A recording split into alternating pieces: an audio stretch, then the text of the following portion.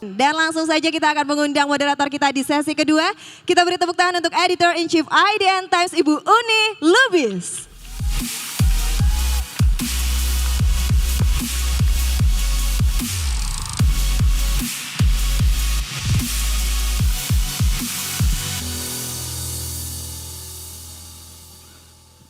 Halo Future Leaders, mana semangatnya? Udah sempat makan? Semangatnya kelihatan lebih baik dibanding sesi sebelum makan siang ya. Dan ini tadi saya bilang sama Pak Bismarka, ini adalah sesi paling sulit buat saya. Jangan bosen ya, hari ini saya akan muncul terus 5 sesi. 1, 2, Pak Ganjar, 3, Pak Anies. Jadi jangan bosen ya. Nah, ini adalah sesi yang menarik, Future Leaders. Perkembangan industri perfilman di tanah air kini semakin kreatif. Screenplay Bumi Langit menciptakan karakter berbasis komik lokal di Indonesia dengan meluncurkan jagat sinema Bumi Langit yang ikonik, menampilkan tokoh-tokoh superhero Indonesia. Siapa yang selalu penasaran dengan tokoh-tokoh yang diluncurkan oleh jagat Bumi Langit? Siapa tahu kalau angkat tangan nanti dapat tiket gratis. Langsung banyak banget ya. Nah, udah gak sabaran ya. Saya akan mengundang yang pertama. Siapa yang suka dengan Chelsea Islan di sini? Chelsea Islan ini ada di video company profile-nya IDN Media. Dari dulu sampai sekarang. Dari zaman IDN Media baru sampai sekarang udah lumayan keren kantornya. Saya undang Chelsea Islan ke panggung.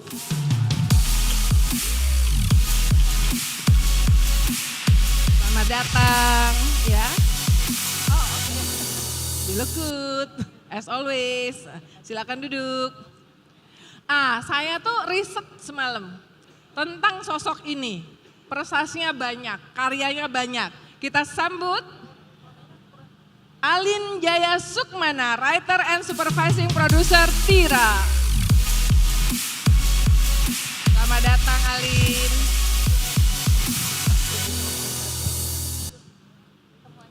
Yang ketiga ini teman lama guys. Kalian tahu nggak band Dream Theater? Metal progresif. Kalau Blackpink siapa yang tahu? BTS. Ini adalah mantan bos saya. Mas Bismarka Kurniawan, founder and CEO Bumi Langit Entertainment. Atau Mas Koko. Thank you ya Mas, udah support Indonesia Millennial and Gen Z Summit. Aku akan share profil speaker ya, mulai dari Mas Koko, film producer, CEO and founder of Bumi Langit Entertainment, grup perusahaan hiburan berbasis IP yang memiliki perpustakaan pahlawan komik dan pejuang seni bela diri terbesar di Asia dengan lebih dari 1.200 karakter. Mas Koko ini emang bukan ujuk-ujuk ya. Dia emang demen banget sama komik dan koleksi komik. Jadi kalau anak muda suka bilang passionate banget ya kan.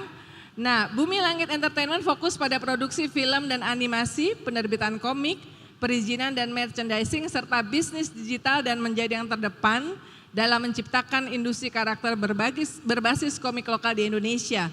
Memiliki pengalaman langsung dalam mengoperasikan dan membangun nilai di industri media, serta di sektor properti, pertambangan, keuangan, dan udah kayak telekomunikasi, udah kayak konglomerat loh, udah kayak konglomerat ini, ya kan? Pantesan produksinya lancar ya nggak sih? Nah yang kedua, Alin Jaya Sukmana, penulis dan produser dari banyak film, misalnya saja Catatan Si Boy 2006. Siapa yang nonton Catatan Si Boy di sini? Kayaknya generasi saya ya. Sunday Melodies, siapa yang nonton? 2017. Dan Tira 2023 ya.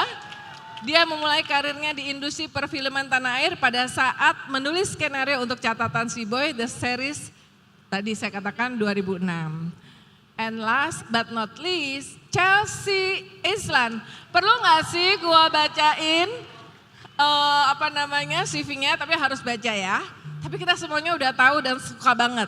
Aktris asal Indonesia, ia telah meraih popularitas melalui peran-perannya dalam berbagai film dan program televisi. Beberapa karya terkenalnya termasuk Mary Riana, Mimpi Sejuta Dolar. Siapa yang nonton di sini?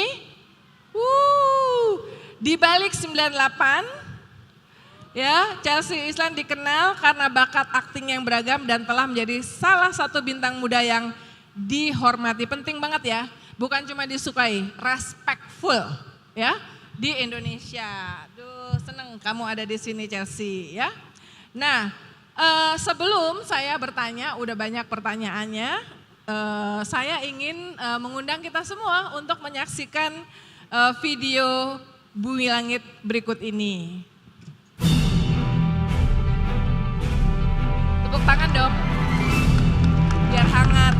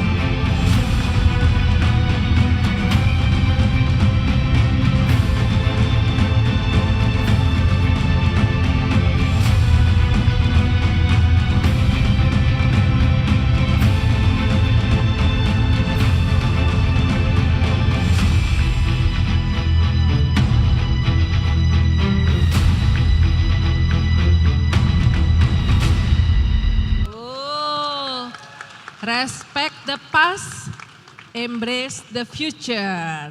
Langsung, ini kayak kangen-kangen udah lama banget nggak temu darat, tapi waktu pandemik saya pernah wawancara Mas Koko ya soal industri kreatif. Mas Koko, menurut Mas Koko itu perkembangan industri kreatif di tanah air khususnya movie industry itu gimana dan seberapa penting peran dari platform streaming ini untuk mendukung berkembangnya industri film ini? Santai Mas, nyender aja Mas. Ya, terima kasih Mbak Uni. Jadi kalau mungkin kita lihat ya, keluar dari pandemi secara relatif dibanding negara lain cukup sangat bagus.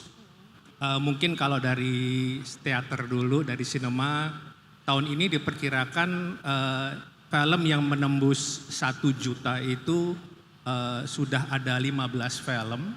Ini sama seperti di 2019 dan nggak heran kalau nanti tutup tahun mungkin bisa lebih dari 15, jadi mungkin merupakan rekor pertama film lokal bisa menjadi tuan rumah di negara sendiri. Kembali ke streaming platform ya, jadi ini perkembangan tidak hanya di Indonesia tapi di seluruh dunia, membuka kesempatan seluas-luasnya bagi pembuat konten untuk membuat konten yang bisa nggak hanya diterima dalam negeri tapi juga di luar negeri. Jadi dengan contohnya dengan original series Tira yang kita buat bersama Disney Plus, ini akan menjadi produk global dan tentunya juga memacu para kreator, pembuat film untuk meningkatkan kualitasnya karena dengan adanya streaming platform ini di lain sisi akan menjadi borderless. Konten di luar bisa masuk, tapi konten di luar kita, konten dalam negeri kita juga punya kesempatan seluas-luasnya untuk berperan di luar negeri.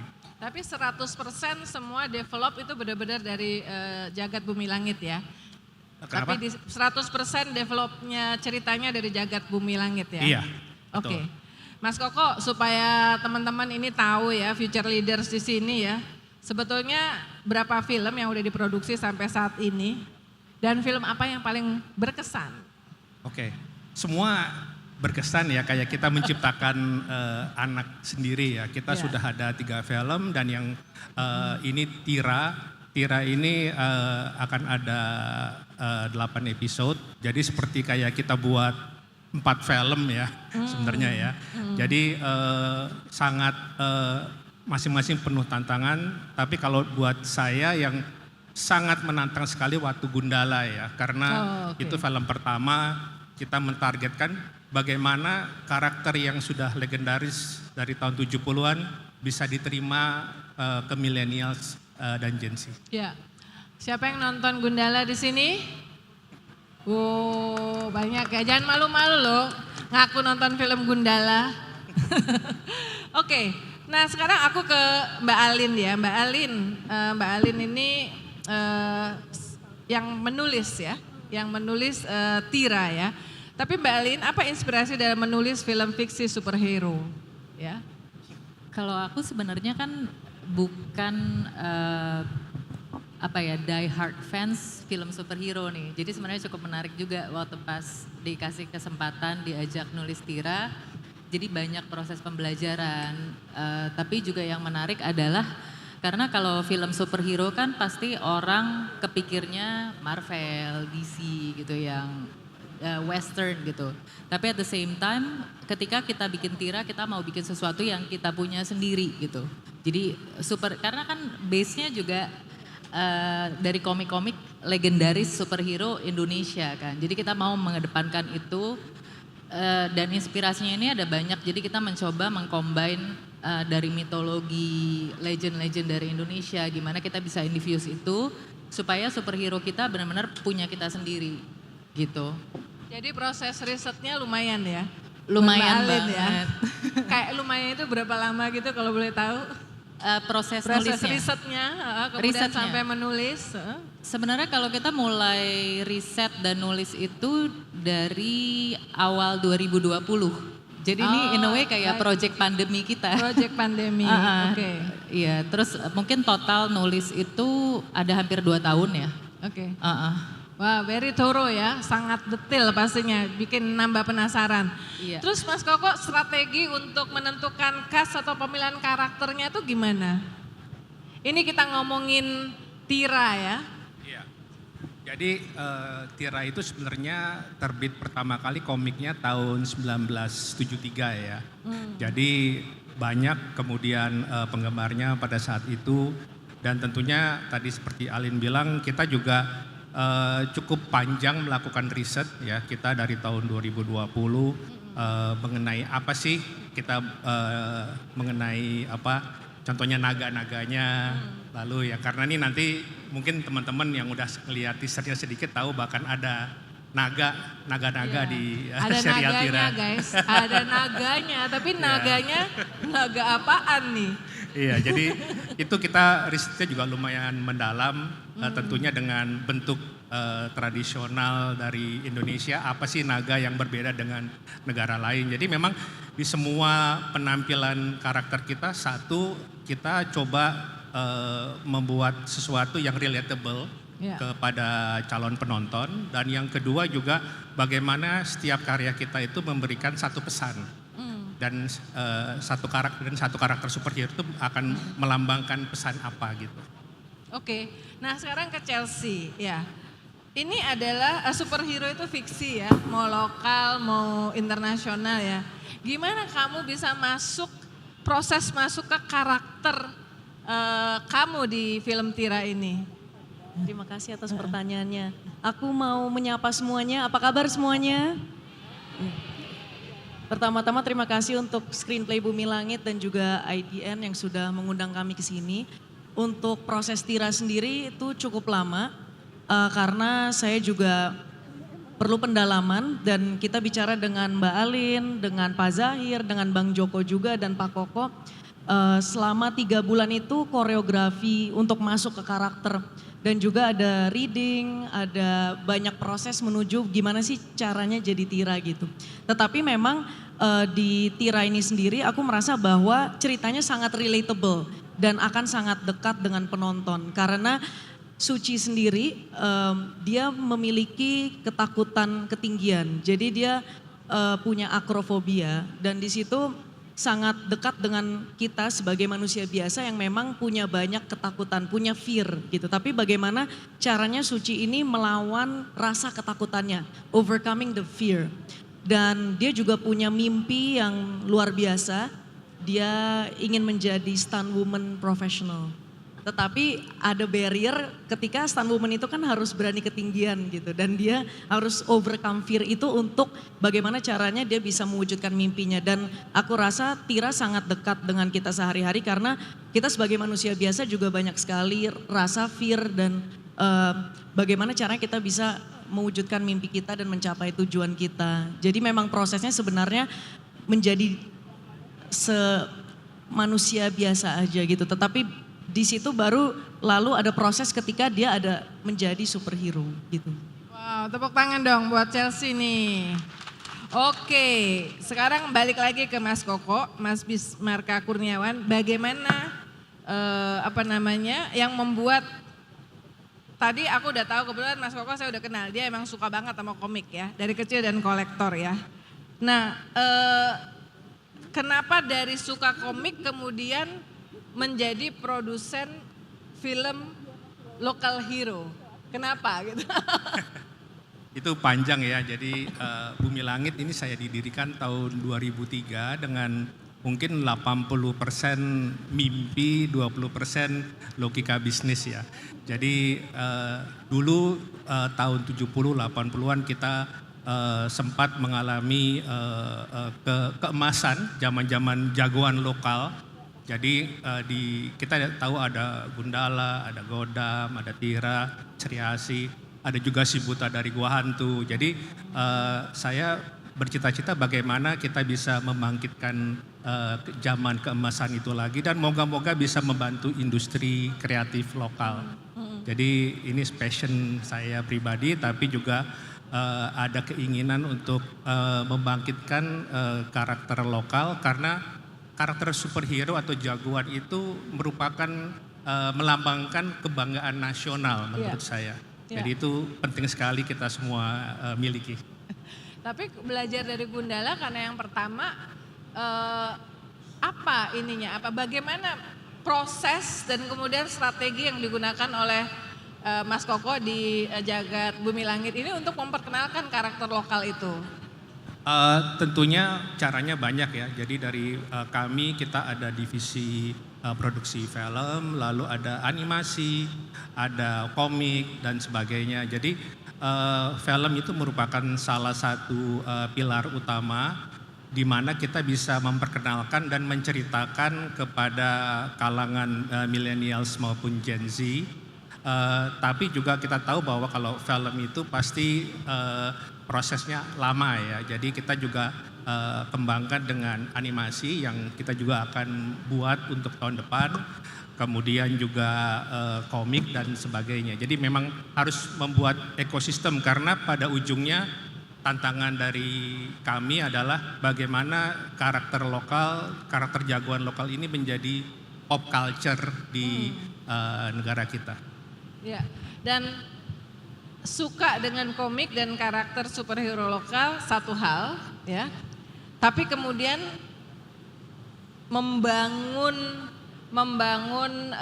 memilih yang mana yang diproduksi untuk kemudian menjadi local hero karakter itu gimana tuh strateginya?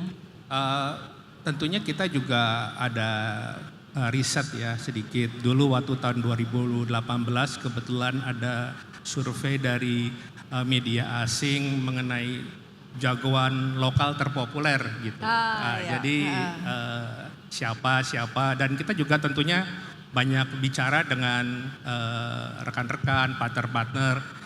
Apa sih kira-kira karakter yang mungkin bisa diminati oleh karangan milenial maupun Gen Z? Oke, menarik nih. Sekarang aku ke Mbak Alin ya. Mbak Alin, gimana sih caranya untuk membuat storyline film yang menarik bagi audiens, khususnya yang berkaitan dengan fiksi local hero ini? Ya, kalau sebenarnya cerita itu kan jadi menarik ketika karakternya ini berhadapan dengan sesuatu yang menghalangi mimpinya dia kan. Jadi kayak tadi Chelsea bilang, si Suci ini punya mimpi yang besar banget, pengen jadi stunt woman, dan itu kan sebenarnya udah menarik untuk kita ikutin journey-nya. Tapi ketika dia takut ketinggian dan terus nanti ada lagi plot-plot yang menariknya di Tira yang bisa ditonton di Disney Plus Hotstar, itu jadi sesuatu yang streamline dan jadi perjalanan karakter dia yang menarik banget buat diikutin. Tapi khususnya Tira juga sebenarnya kayak tadi aku bilang kan kita mencoba menginfuse mitologi lokal gitu di sini. Jadi kayak tadi Pak Koko bilang kan, semoga nggak spoiler ya. Tapi kan di Tira ini kayaknya semua udah tahu bakal ada naganya gitu. Nah, naga ini kan macam-macam. Ada naga Viking, ada naga Tiongkok gitu ya. Nah, kita mencoba bikin naga kita sendiri untuk Tira. Tapi juga base-nya itu sebenarnya base-nya naga Tira ini naga Jawa. Jadi memang lokal banget gitu. Jadi semoga ini bisa jadi sesuatu yang menarik juga untuk diikuti nanti sama teman-teman semua. Oke, sekarang ke Chelsea. Sebenarnya aku pengen, bisa nggak kamu share, tadi kan bagaimana proses mendalami karakter. Ada nggak misalnya real experience ketika kamu mencoba mendalami karakter di film Tira ini? Nah, misalnya. sebenarnya karakter Suci menurut aku tuh sangat menarik.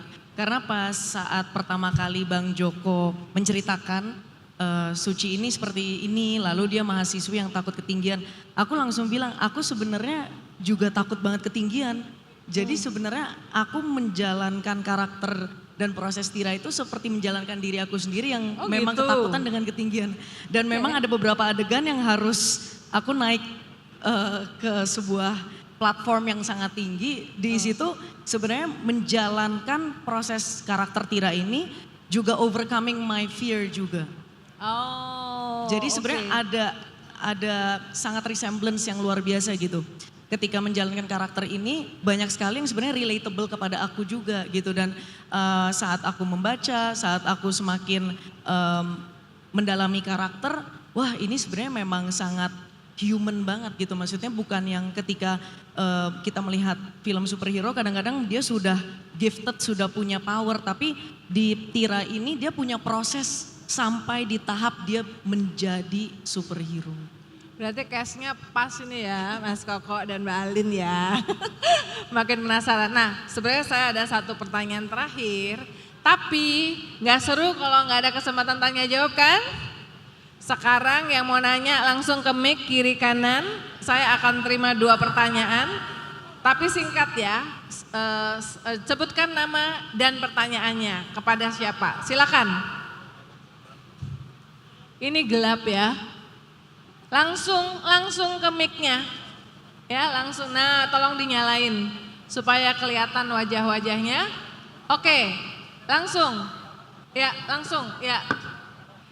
Langsung aja. Ya. Pertanyaannya apa? Mic-nya mana panitia? Oke. Langsung aja. Oke, langsung. Cet, cet, cet, cet, cet.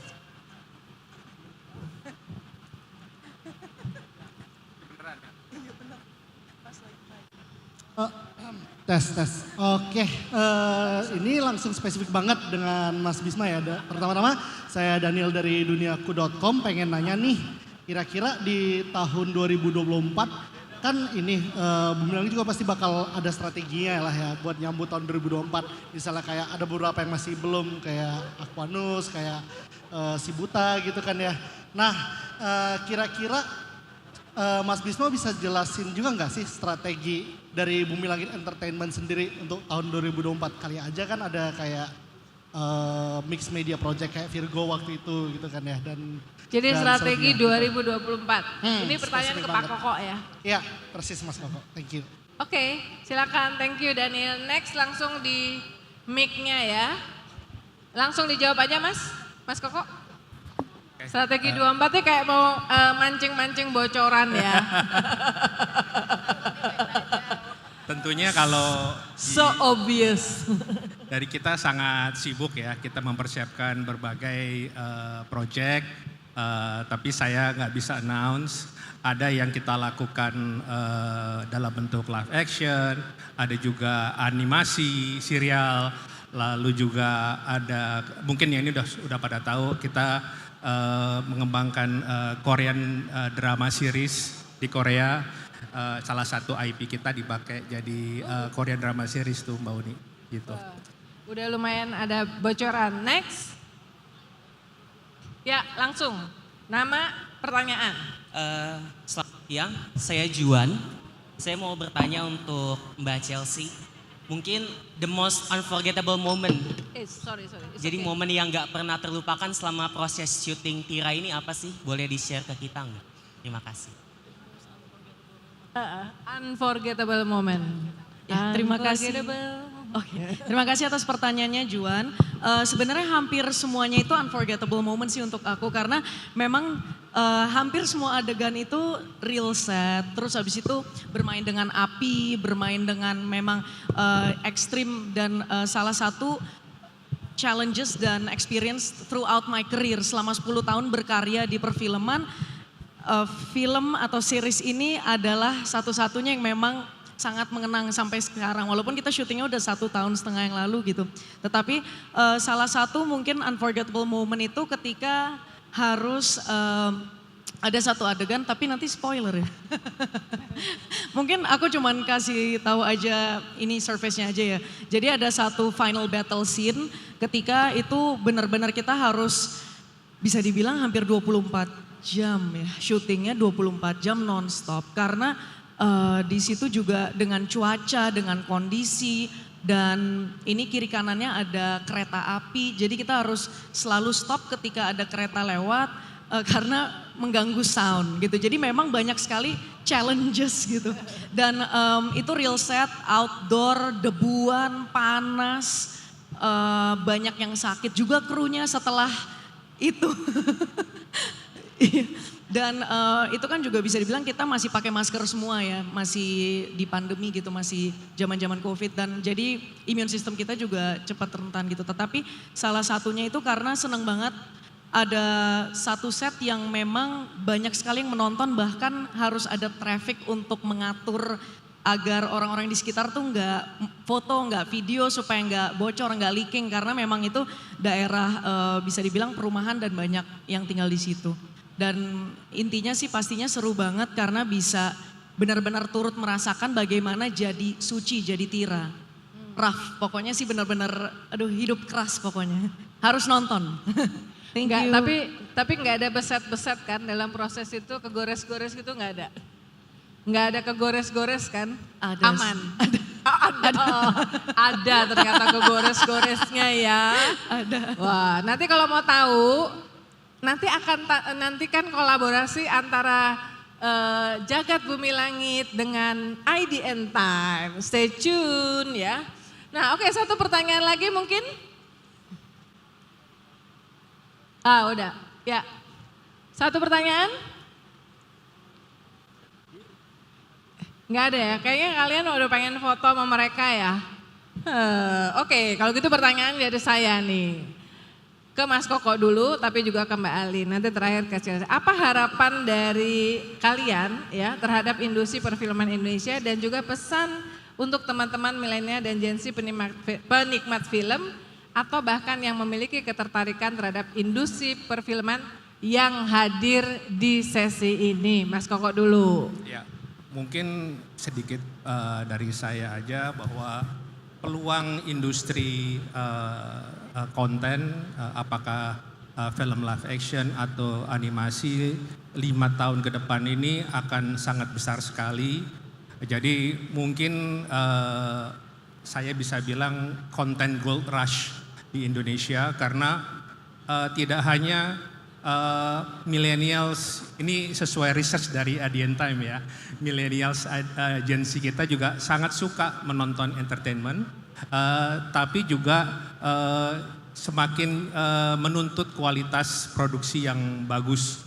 Jadi tentunya peluang ini besar sekali dan kami semua sangat excited untuk bagaimana bisa berkontribusi di industri kreatif kita. Wah, mantap. Mbak Alin? Ya mungkin nambahin sedikit kayak industri perfilman khususnya di Indonesia kan beberapa tahun belakangan ini juga sudah berkembang dari segi genre juga. Jadi sebenarnya udah banyak sekali tipe cerita yang bisa kita explore kan. Salah satunya ya Jaga Sinema Bumi Langit ini. Mungkin kayak 30 tahun lalu kita nggak kebayang bakal punya superhero sendiri gitu di Indonesia. Jadi basically anything is possible ya. Kalau misalnya memang kesempatannya juga sekarang udah banyak sekali jalurnya gitu loh. Gitu aja. Menarik. Dikit sebelum ke Chelsea biar bikin penasaran. Mas Koko, itu koleksi komiknya nggak mau dijadiin museum? Kita di kantor kita lengkap koleksi. Semua cetakan 1, cetakan 2, semua komik Indonesia ada. Jadi diundang Mbak Uni kapan-kapan ke situ. Kantor kita. Nah sekarang terakhir dari Chelsea nih, gimana harapan kamu, pesan kamu terhadap teman-teman yang ada di sini berkaitan dengan perkembangan film dan industri kreatif di Indonesia? Aku percaya bahwa perfilman Indonesia akan selalu maju dan aku juga melihat bahwa banyak sekali karya-karya lokal yang sangat membanggakan, karya film Indonesia, karya anak bangsa yang sudah diterima di internasional, bahkan banyak sekali festival-festival di luar negeri yang memang standing ovation ketika nonton film Indonesia. Dan itu sangat-sangat kita banggakan gitu dan memang tanpa dukungan dari masyarakat Indonesia tidak mungkin bisa terjadi. Jadi memang butuh dukungan, butuh lebih banyak support lagi dari masyarakat Indonesia untuk support perfilman Indonesia. Dan yang pasti untuk semua anak muda, untuk Gen Z milenial, berkaryalah dan berkembang, bertumbuh, and do what you love. Karena ketika kita passionate, semua pasti possible. And be the change that you wish to see in this world. Thank you. Oke, tapi kamu aku dengar punya hadiah khusus buat teman-teman yang hadir di sini. Apa tuh? Ada kejutan buat kita semua. Mari kita saksikan. Oke.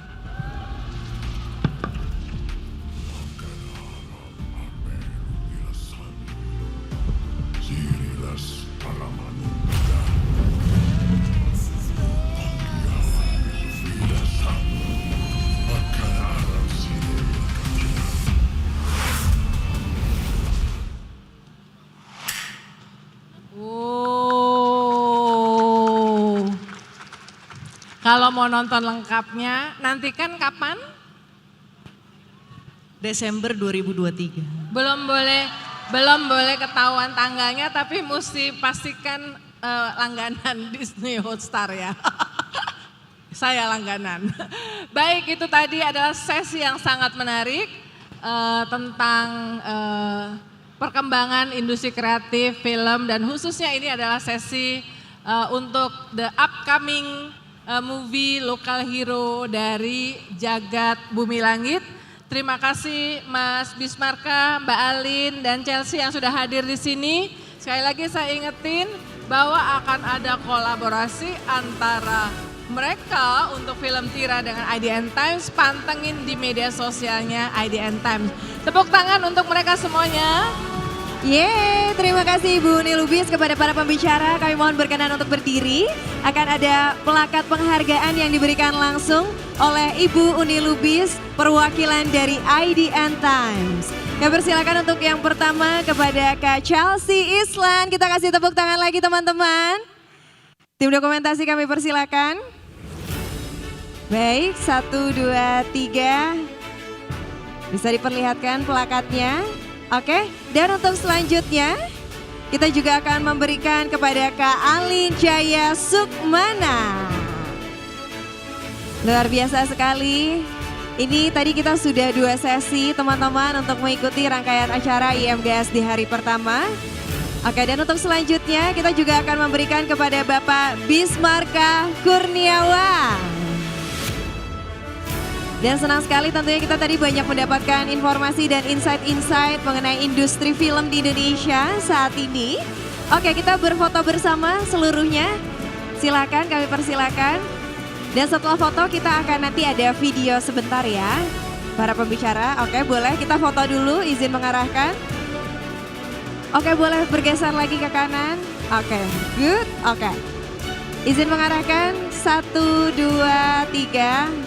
1 kali lagi, 1, 2, 3. Oke, ini izin kita akan ada video di sebelah sini, boleh dadah-dadah ya Bapak Ibu seluruh pembicara.